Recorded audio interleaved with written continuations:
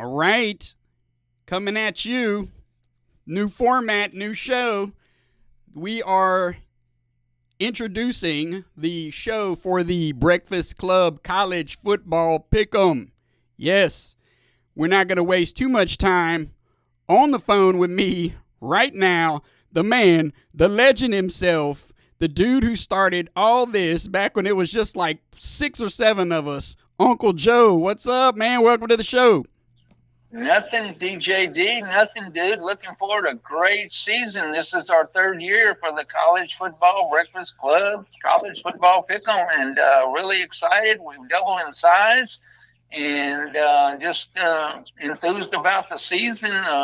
What, who's going to be the winner in the end? And we'll post over 160 games this season, and 10-game schedule, and an extra game here and there, and then the bonus game, so you get a chance to win an extra game. And we're just excited about the season. Glad for everybody aboard. And still got time maybe for another 1 or 2 to make it round off our capacity level. But, I mean, like I said, we're chomping at the bit, ready to go. Well, I'm still trying to get a few people, but everybody I'm asking, they're like, "No, man, I ain't got the time for it," which is fine. I'm not gonna believe me. I'm not gonna hound you. I'm not gonna hound anybody. But really and truthfully, so let's get to the nitty gritty. Exactly. So, what is the date? What is the last date to get all your particulars in? Well, the particulars in, I'll send a communique out. I'd like to get your, if you're a go, if you're really in by September 1st. And then, like I said, when you go to pick them week by week, I'd like to get your final picks in, which is relatively easy for those who have the phone in their hand at least 5 to 6 hours a day.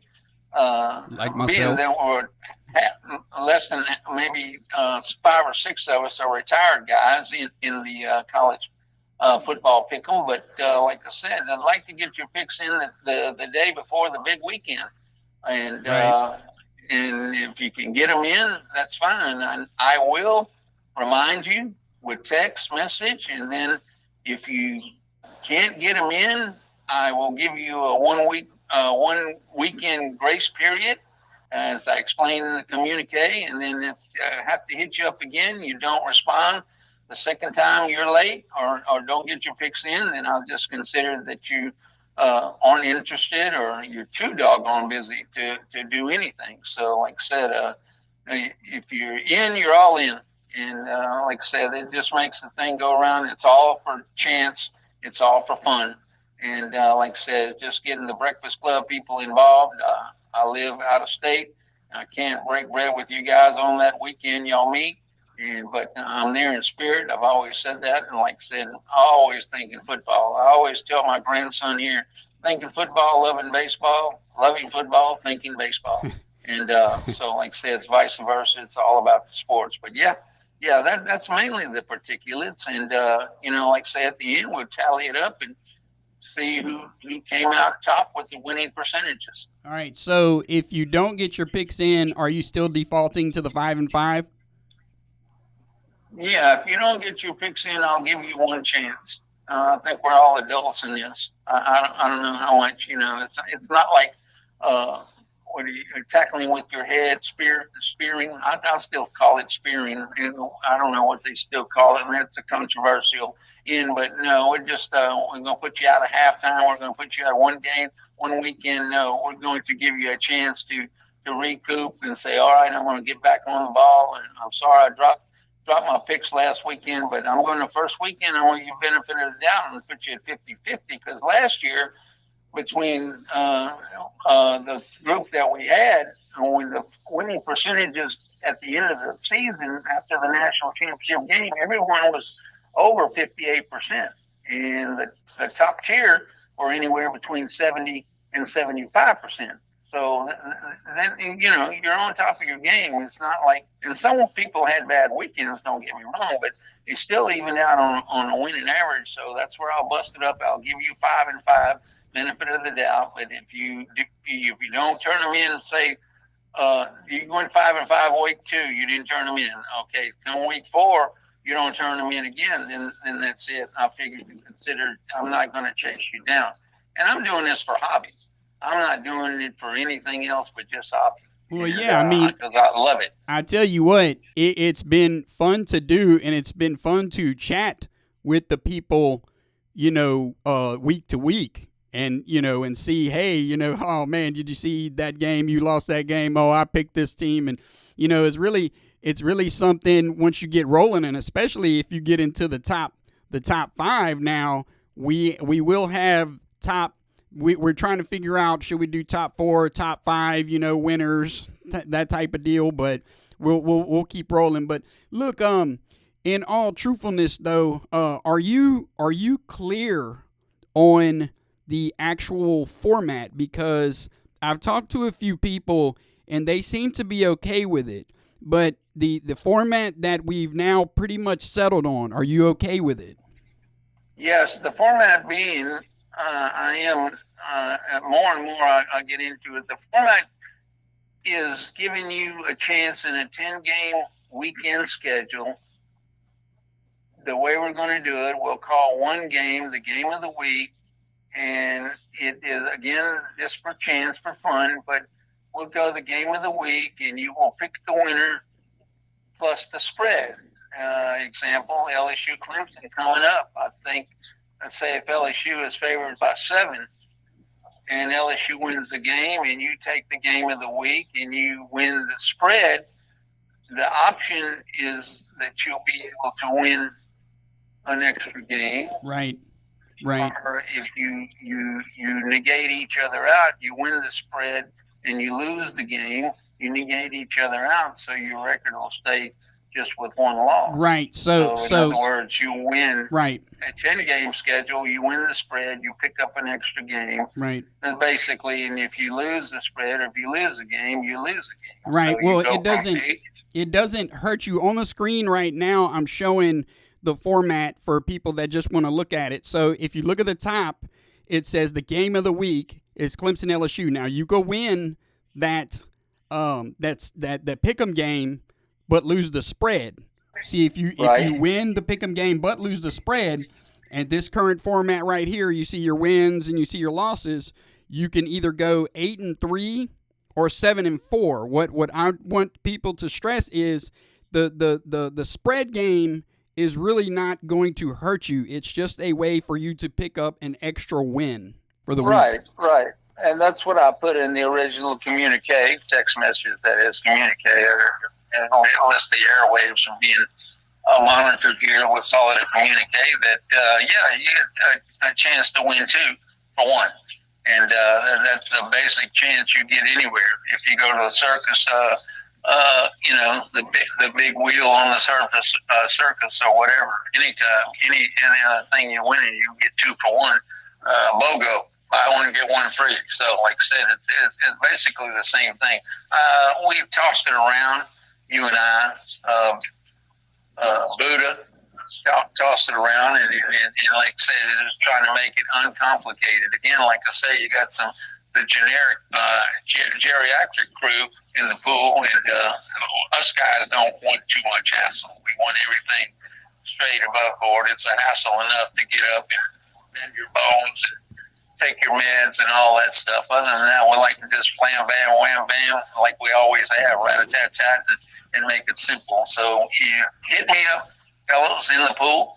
I'm easily accessible, and if there's more explaining, or if not, like I said, we'll put it out in the communique here again within this week, and this is how it's going to go, what we're talking about today. But I don't foresee it being a problem. I actually don't foresee it being a problem easier. This is way easier than what we had originally dreamed up for this year. You know what I'm saying? Right. It's going to be the game of the week every week. It's going to give you the option every week. I thought about skipping around the big games. Every game is a big game. Every game is a big game. Getting down to it, Indiana went 16-0 last year through the Big Ten, went through all the playoffs and everything. I don't care who they play at the front end. I think these teams start crying about, they're this and that. But every game, to keep that cohesion, to keep that mindset, to keep the chemistry, all the blah blah that goes with it, the rah rah. To go 16-0, like I'm saying, it's every game's a big game. Every game is a big game. There's a lot of intangibles in the game, and plus, when you look at the spread, and when we'll after that game of the week, you look at the spread, you look at the win the game, you pick your team, and then they don't hit the spread. Well, why didn't they hit the spread? Well, he missed a field goal. He dropped the pass. He dropped the pass in the end zone, and those are the things that creep up on you and say, well, okay, then why did he drop that pass? And it's happening more and more in college football, if you ask me. So somewhere along the line, somebody's getting paid to drop a pass or a fumble or this or that, or the coaching, even the coaching, the play calling. Sometimes you scratch your, second guess the play calling, but that's the nature of it. That's why I'm chomping at the bit. I've been since I could read the paper when I was in second grade. LSU football right there in my backyard, and like I said, it is a love for it. You got to get your picks in, and that's the main thing. Get your picks in and get part of the roller coaster ride of the season, 165 game plus games all the way to the national championship. So that's what we want to do. All right, 10-4. Well, look, so we've gave everybody the rules. We've gave everybody, the particulars on, get your picks in and, right. all that good stuff. Now let's talk actual football. I mean, they're pumping up Texas again. My God, it's like I am so tired of it. It's like, and Sark constantly runs his mouth. They spent a whole bunch of money on their roster. Listen, I actually am pretty high on Arch Manning. I think he's going to really do something this year. But, I mean, I'm just so tired of Texas and all their BS, man. What do you think? Well, you're singling out Texas. You're singling out somebody, like you said, is all across the board. And I really think that Sark is a developer. And I really think that I don't give him an A. I don't even give him an A for play calling. But, again, they went and got that out of the portal. And just like everybody else did, just like Lane there, right there in Baton Rouge. And they're going to make all that work. But again, like I say, there's play calling, intangibles, everything. And I just don't think Texas, with what they say they're going to do, they always wind up not doing it. And Arch Manning is the hype. I mean, you just start all this hype about Heisman, no care who it is, and you start all that stuff, and you got to back it up. And you got Signetti at Indiana, who's quiet. I was talking to Buddha the other day and saying he don't see where Indiana's going to be able to do what they do. Well, look at the Big Ten. I mean, the 3 years in a row, regardless of scandal-ridden Michigan, it still counts in the record book. It's still there if you look back who won a couple of years ago. And like I said, whoever's got the ball, I mean, not the ball, they all got balls, so to speak, but who's ever got just it all put together in the mindset that we're going to make it all the way to the final whistle of the season, and we're 16-0 and this and that. And I just don't think. I think Texas just. I got more. I'll put it this way: I got more confidence in Texas A&M beating Texas this year, and Texas A&M finishing ahead of Texas. And I love Texas back in the day. Don't get me wrong. The Wishbone, Darrell Royal, and Emory Ballard. They started that in the Wishbone. They all went down there. Barry Bryant and Barry Switzer went down there to Austin and seen Emory Ballard put the Wishbone in down in Texas in the mid '60s and the late '60s, and it was rolling machines and national championship caliber offense and stuff like that for all the three teams that I just mentioned. But I mean, Alabama, Oklahoma, and with one offense. But I just think the offense, people get jealous, people get their feelings hurt, and I think if you got to baby them all that much, plus pay them, you got to baby them and pay them that much. I just don't think that Texas has got it down there. They're spoiled. Well, who was the coach? The coach they had years ago. Not even years ago, with the past 10 years, said Texas is soft. The head coach said that. Now, how would you go into battle and you got your army behind you, and you say, well, these guys are going to get beat. These guys ain't going to make it to the front line. Well, They don't have the fortitude, right, intestinal fortitude, right, So yeah, basically, no, I don't think Texas. I like Georgia. Georgia's always high on my list. yeah, I right. like the Kirby not so smarts. And they're just beating this guy DeBoer at Alabama to death. And much less Kiffin. Kiffin can't do anything, and it's going to have to win or lose. Win or lose, and they keep saying, "Oh, well, they go get 9-3, 10-2, not get the playoffs, but have a better showing than Kelly did." Hell, I could do better than Kelly. Right. I know that. All right. Well, look, I will say this. We're going to start curtailing this, but I will say this. I drive all around the United States.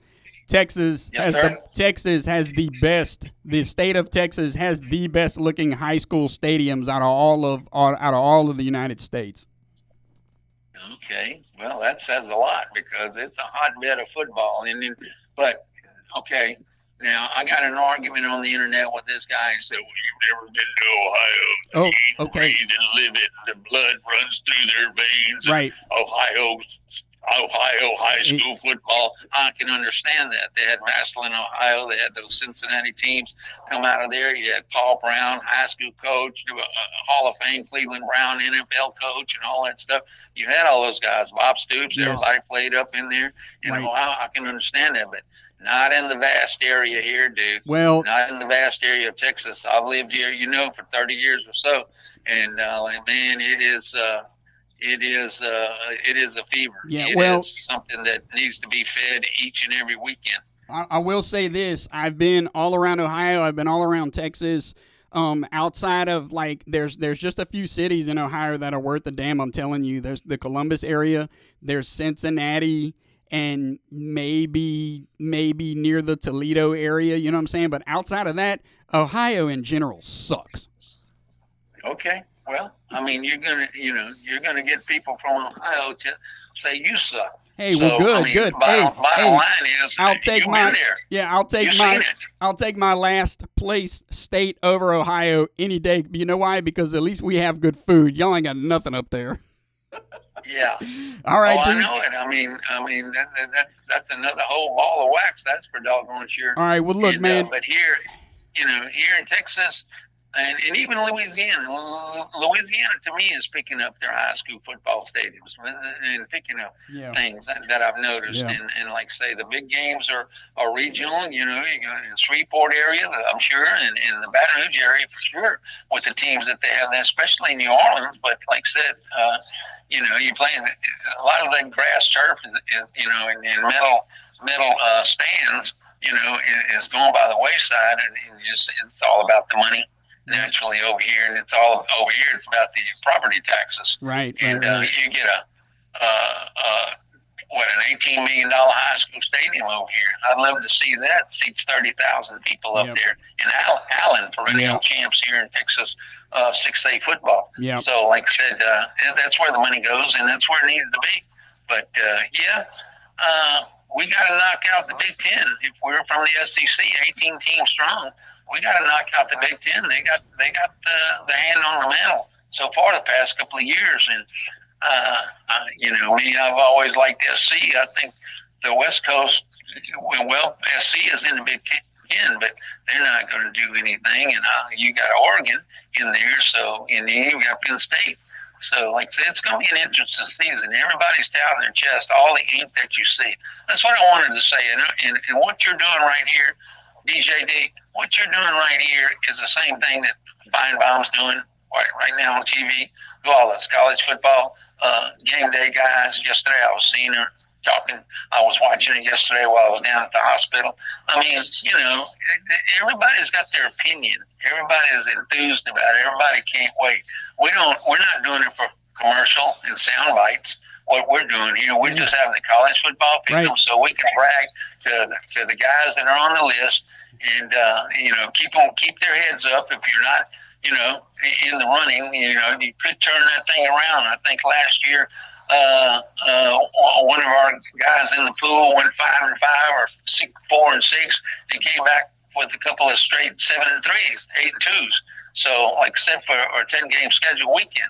So, like I said, but as far as the pundits out there and everything, and don't get me started, we'll save it for another show because E.F. Hutton, Nick Saban, what's he say? It's like, what's that, trading places when Reggie. You talking about Dan Aykroyd? Say something at the table. He was going to say something at the table. Yeah. And everybody leans over and listens to him because of his stock or just what he was saying. He could already figure it out. Right. That's what I'm trying to say. That's how simple it is. You listen to all these pundits and tell you who's going to do this and do that. No, it starts when that clock starts ticking for 60 minutes to legalize violence. All the intangibles go with it, and if they can withstand it, to get 16-0 or 15-1 or 14-2 to win the whole enchilada at the end, the last game of the season, that to me is the team. But getting back to it, I don't think Texas is going to do it. I don't think Georgia's going to last that long. And you got all these upcoming new coaches, carousel, and they're going to do this and do that. But I still think it's up in the Big Ten. Well, you're right about that. So, all right, man. In all truthfulness, that's a pretty good start to the first show of the college football. What are we calling it? The Breakfast Club College Football Pick'em. So, all right, man. Yes, Thank you for being on the show. Hang out with me a little bit. Let me go ahead and end this. And so we will see y'all here in a little bit. We got more guests coming up. It's going to be a lightning round with a few people, some guys that were in there last year, and some new people. So, all right, hold on, Joe. But okay, to the next one. All right. On the phone with me right now, of course, is none other than LSU's #1 fan himself. He lives right in the heart of Tiger Town. Who best to talk to than none other than Buddha? Yes, you know him as Buddha on the breakfast pool, whatever we call this thing. So go ahead, you have the floor, man. In all truthfulness, though, LSU, of course, went 7-6 in 2025, 3-5 in the SEC with losses to Ole Miss, Vanderbilt, when Texas A&M when they fired Brian Kelly, Alabama, Oklahoma, a game that, as being an Oklahoma fan, I felt like they could have won, and a bowl loss to Houston. So, what are the Tigers' defense looking like this year? Well, I think the defense is going to be a kind of wait and see. There's so many new faces now with the NIL coming in, and people that have been proven where they were, but can they tie into Blake Baker's defense? And do they really understand what defense at LSU is all about?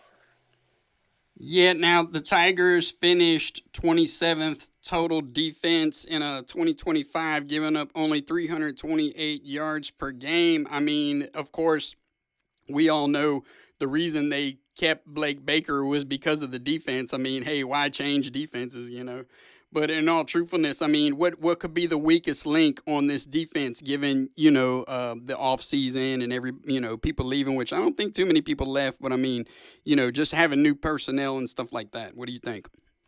I think the defensive backfield is going to be a test. I know they have some returning corners coming back and some all conference NILs, but really, in today's game, if you can't cover the pass, you're going to be in trouble. Of course, the pass rush is important too, but mostly we need to be able to cover the pass, and because everything is more offensive oriented now, I believe. In college football as a whole. Yeah, I definitely agree with you there. It used to be all about defenses, but now it feels like it's definitely shifted to offenses, which brings us to our next topic is, of course, y'all got Lane Kiffin, the prize of college football. It felt like that saga just went on and on and on and on and on. I mean, and then, of course, Lane Kiffin's going to be Lane Kiffin, and he started all that BS with during the offseason. I mean, hey, he was still making headlines, and it wasn't even football season. What you think about all that? That's amazing, because what I thought about when they had the SEC Media Day last week, he wasn't even there. And Monday they were already talking about him, and he didn't show up and speak to the press till Thursday. Every coach in the that they interviewed had something to say about him. None of it was that positive. They pretty much told what their feelings were and how. I'm sure a lot of them wouldn't have made the step that he did, but for whatever reason, and I believe it's because of the trademark brand name, is because the main reason that he made the switch. He did it, and he's not looking back. Well, one thing about Kiffin that scares me for y'all, he has no loyalties at all. No, not at all. Not at all. We looked at him when he left Tennessee. Even back at USC. He's always ready to move. But right. I believe with the brand, I believe with the money, because the money definitely seems to be no problem. And I believe with the talent that Louisiana has to offer, he may find a home. He may. I don't know. He seems to have a different guy now. I don't know if you caught him on the media week there. He's stopped drinking. He's off social media. He's just doing a lot of things and seems to be more focused. So yeah. I really think the whole season, Derek, to tell the truth, is going to be a wait and see.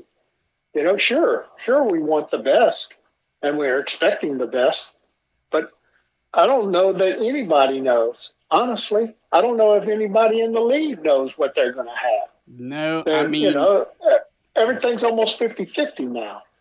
I have 50% of the people that came back I know about. 50% of the other people that I brought in, I only know on paper. So how are they going to do in a game situation? So well, I'm not sure that anybody knows what they got. It's an ever-changing landscape of college football.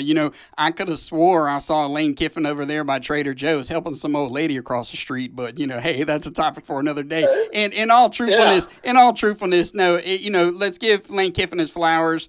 He built Ole Miss up to something that Ole Miss had never seen before. Ole Miss last year offensively finished second in total offense in the whole of college football at 489 yards per game. I think the Tigers are going to like that. Oh, but definitely. But I also know they're Tiger fans. Yeah. If he comes and he falls on his face and doesn't make a good showing, they're going to turn on him. They turn on everybody. On everybody. There's no loyalty in a Tiger fan. No. I don't believe. They pull for the Tigers. Yeah. But they also pull for the right to complain about them. They also pull for them when they're winning. Hey, I'll tell you what. When you're paying those type of ticket prices, yeah, you have every reason to complain and piss and moan when they're not doing good. And that's another thing I wanted to get to you about. I heard in the off season they were raising the prices for this and the prices for that and the price. So what happened with all that? Well, they decided to put that on hold. Oh, really? Okay. Yeah, they're not going to raise the ticket prices this year. Okay, well that's good. But turn around and let him win the national championship, and then of course they'll come out with their hand out and say, well, we have to pay so much money for this to happen, and if you want it to happen again, But it all depends on what kind of product they put on the field. Yep. Well, it all depends, if you don't want to pay $110 for a LSU polo, Yeah. But if you want it bad enough, and you want to wear it to the game, you're going to get it. Well, and that's the same thing with the ticket prices. Yep. Sure, nobody wants to pay $130 to go see them. No. But especially you don't want to go see them lose. I'll tell you what though. if he does win a national championship and he shows up with that polo at the basketball game, they will pay $130 for that polo.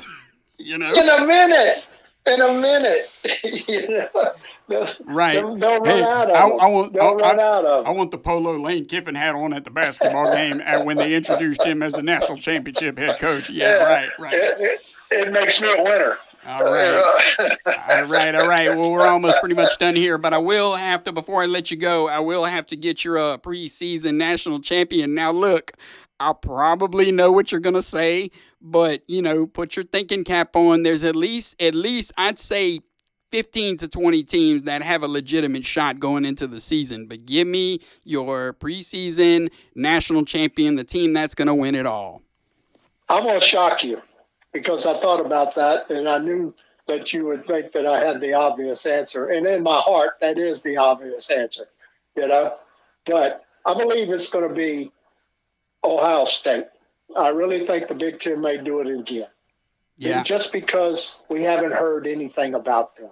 Well, they definitely have a big money roster, and they got all the right coaches, and their fans, they're like LSU fans. They love their team unconditionally, but boy, if you ain't winning, if you ain't beating Michigan, you're on the hot seat, you know. They got a tough road ahead, you know. Right. They got to play Texas, you know. Yeah. They got, and then Indiana's in the Texas. schedule. Yeah. Yeah, Indiana's in the schedule. You know, the Michigan, the game, you know. And honestly, Joe, I'm only going on. You haven't heard, you know, they put about a money in the NIL, but you haven't really heard that they lost that much either. Some guys that they had already had groomed and been in the system for a while. Right. So I'm relying on that. And I'm also, my other pick, if I can get 2 picks, is Georgia. You hadn't heard, you know, Georgia's got that defense that, you know, that wins championships and all that like that.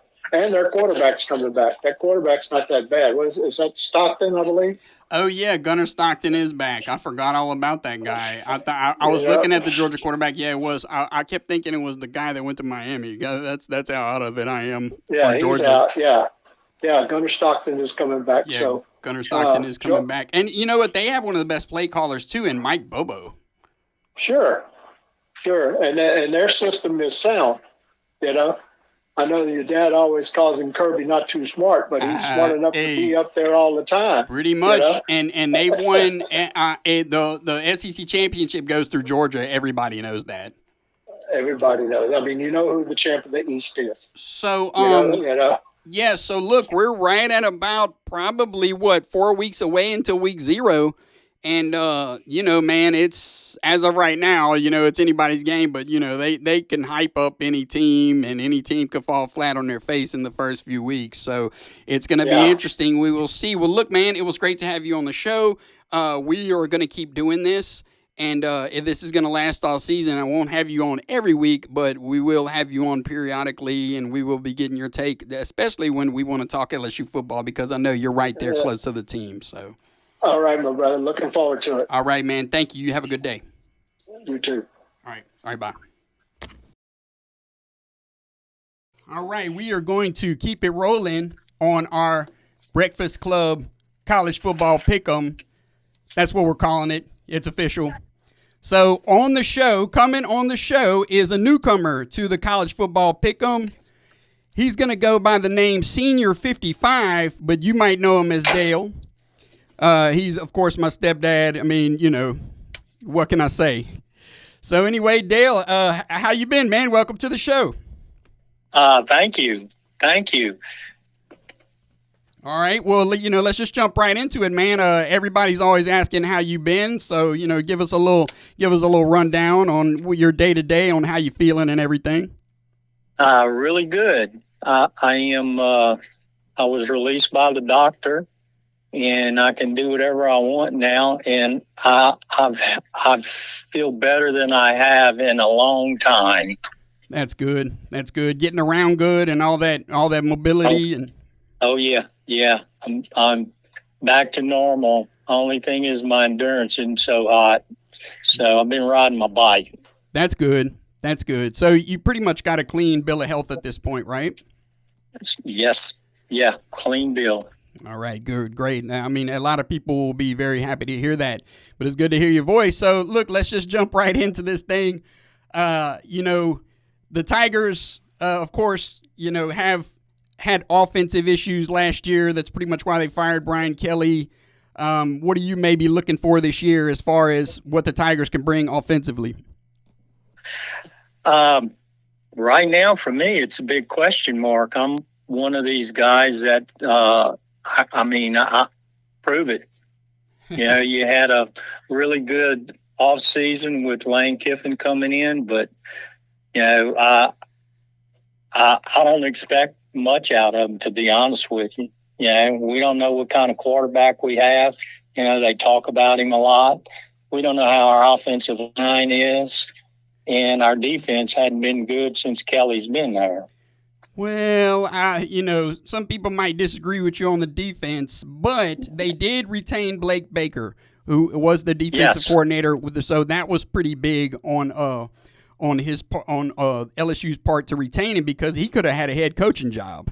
He could have totally took off and went somewhere else. I know he could have, and I'm glad he stayed, because that's, to me right now, one of the positive things about our defense. But, we got a lot of new people coming in that, I don't care how high they're rated, prove it. Yep. Well, LSU, I just looked it up before we came on air. LSU spent over $40 million in the NIL roster. My God. I didn't know LSU had that kind of money to put up for NIL. Well, that's probably the only reason why they got Kiffin. Well, I don't know. And they paid him a big amount of money. But let's get back to that QB situation. So, look. Let me tell you this. So, of course, everybody knows Sam Leavitt, okay? Yep. But listen to your backup and your third string. Houston. I know. Houston, is it Houston or Husson? Husson Longstreet. I don't. Who was a USC transfer. Then you have some guy named Landon Clark, who came from the prestigious University of Elon. I know. Believe me, I know. So just the stuff that I've seen on what's his name, Leavitt? Leavitt, yeah. Right? They keep saying his foot's okay. He likes to run a lot, and he's in the SEC now. Well, so, if he survives, we could maybe pull off a pretty good season. But if he doesn't, I really don't have a lot of expectations. I think they're a real dark horse if they can stay healthy, but I don't know. They got to prove it to me. Well, I will say this: Trinidad Chambliss came from Ferris State. I don't even know where that's at. Ferris State. But look, so with Charlie Weiss Jr. and Lane Kiffin, they basically almost should have went to the national championship. Sorry. Yep. Yeah, they should have went to the national championship. God, I agree. I feel so bad for Ole Miss. Anyway, so we're gonna keep it rolling. So really and truthfully, give me your gut feeling about Lane Kiffin and this whole offseason and the whole stuff with the Ole Miss and the racism and all that. Just whatever you could throw out there, I'll take it. I think he needs to shut up and coach. Quit playing online on all this social media crap, and then come in here and do your damn job. That's what I think. I'm kind of afraid of him. If he is very successful, how long is he going to stay? Oh, I tell you what, if he's successful, he'll stay as long until an NFL job or the Alabama job comes open. You think he'll go to Alabama? Because I think he's pissed at Alabama because they didn't pick him when they hired DeBoe. He ain't got no loyalties, man. It's all about the money for him. It's all about the challenge, and you got to remember Saban's over there, and he's a Saban disciple through and through. So. Well, that's true. That's true. But Saban told him to come to LSU, and he did. Yep. Well, yeah, because so he can build a team and then bring it to Alabama when they fire DeBoer. And that's fixing to happen. Yeah, well, that's another coach on the hot seat. But another thing, let's talk about. So, in in the off season, there's always teams that get it together and spend a lot of money on their rosters. But really and truthfully, it's only about 10, maybe 15 teams that have a legitimate shot at the national championship. Give me 2 or 3 teams that you foresee as of right now that could really do something this year. I believe it or not, I think Oklahoma. Really? Why? I think they got a good defense, and as long as their quarterback stays healthy, they're going to be hell on wheels. Yeah. They got a good defense. Right. Well, I will say this. Their problems have been, as an Oklahoma fan, their problems have been on the offensive line, and those guys are coming back. I think we might have lost 1, maybe 2 people, and they weren't even the starters. You know, they were like the subs. Yep. So, but that's good. Yeah, I do. I like Oklahoma. I like Texas A&M if the quarterback can play.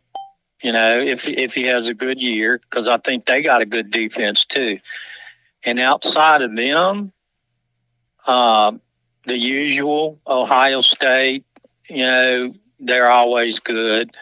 And I don't know, man. I don't know a lot about Penn State, but it seemed like they had a pretty decent year and got a lot of people coming back. Well, they had to fire Franklin and they brought in Matt Campbell, but if you look at their schedule, it's really easy. I think they have maybe 2 hard games. So yeah, I could definitely see with a little bit of luck and a little bit of momentum, them somehow making it into, you know, where they're at. You know, Matt Campbell basically brought his whole team from Iowa State to Penn State. Yep. And then the other I would call a sleeper is Georgia. Yeah. Yeah. Well, you're not. They're. Yep. So you're not the that's first the person. Ones I think. You're not the first person that said Georgia. Sorry, I wasn't trying to talk over you. But look, so let's look at something before I let you go. So we're trying to finalize this format. Okay. Now we just decided that we're just going to do an extra spread game. So we're going to have the game of the week, right? And the game of the week, the first week will be like LSU Clemson. And so we're just going to offer the spread. Okay? So let's just say you win the LSU game, but you lose the spread. That loss really doesn't count against you. So let's rally up the total. So you win. So say you win, you have 1, 2, 3, 4, 5, 6, 7 wins, right? And 1, 2, 3, 4 losses. So you're either gonna go 8-3 or 7-4 if you have that win total. You get what I'm trying to say? So we were trying to make it to where it could take away a win, but we said, man, that's too much to think about, and I don't want people like thinking we gypped them. You get what I'm trying to say? So do you think that's a better way to follow? Oh, I'm good with that. I have no problem with that. Okay. All right. Well, we're almost out of here. Anything else you want to add about the upcoming season? No, man. I'm excited. Really. I'm really, really excited to see, because the SEC needs to get back into play here. Yeah. Well, it's been the last team to do something in the SEC was Georgia, and that was all the way back in the 2022 season. I know.